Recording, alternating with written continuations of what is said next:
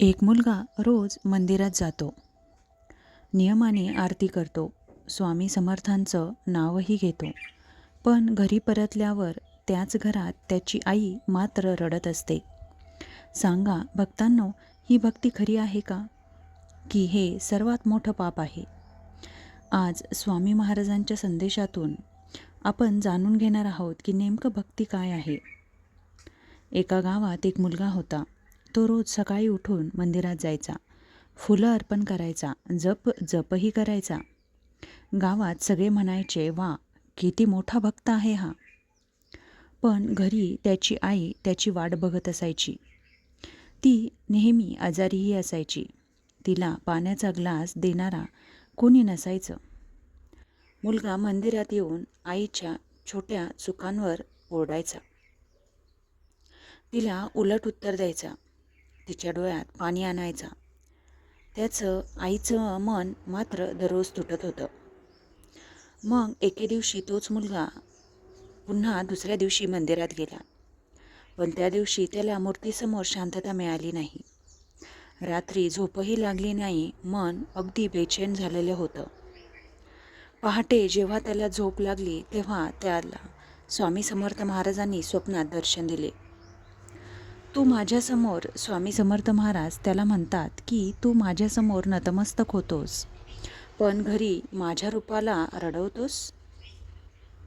मुलाने आश्चर्याने स्वामींकडे बघितले की नेमकं स्वामींना काय म्हणायचे आहे. स्वामी समर्थ महाराज हसून भक्ताला म्हणतात की अरे वेड्या, माझं रूप म्हणजेच तुझी आई. तुझ्या आईला तू रडवतोस, मग माझ्यासमोर नतमस्तक होऊनही काहीच फायदा नाही. आईवडील हेच जिवंत देव आहेत. स्वामी समर्थ महाराजांचा हा स्पष्ट संदेश त्या भक्ताला कळाला की ज्याने आईला दुखवलं त्याची भक्ती नेहमी अपूर्ण राहील. मग त्या भक्ताने स्वामी समर्थ महाराजांना विचारले की नेमकी भक्ती म्हणजे काय. तर महाराजांनी हसतमुख अगदी छान उत्तर दिलं. मंदिरात जाणं म्हणजे भक्ती नव्हे, मोठ्याने मंत्र म्हणणं म्हणजे भक्ती नव्हे, सोशल मीडियावरती स्टेटस ठेवणं म्हणजे भक्ती नव्हे, तर भक्ती म्हणजे आईच्या पायाशी बसणं, तिच्याशी शांतपणे बोलणं, तिच्या डोळ्यात कधीही पाणी येऊ न देणं, आपल्या आईवडिलांची नेहमी सेवा करणं. ज्याच्या घरात आई रडते तिथे देव राहत नाहीत. आईच्या अश्रूंनी घरात निगेटिव्ह ऊर्जा निर्माण होते. त्यामुळे आईला नेहमी खुश ठेवा. हेच खरं सुख आहे. आणि आईच्या डोळ्यात अश्रू येणे हे खरंच मोठं पाप आहे. आईचा अपमान करणे, तिला उलट उत्तर देणे, तिच्या मनाला दुखवणे हे सर्वात मोठं कर्मदोष आहे. तुम्ही कितीही पूजा करा, पण आईचा शाप लागला तर आयुष्यात शांतता लाभणार नाही. त्या मुलाला उशिरा का होईना समजलं. तो धावत घरी गेला.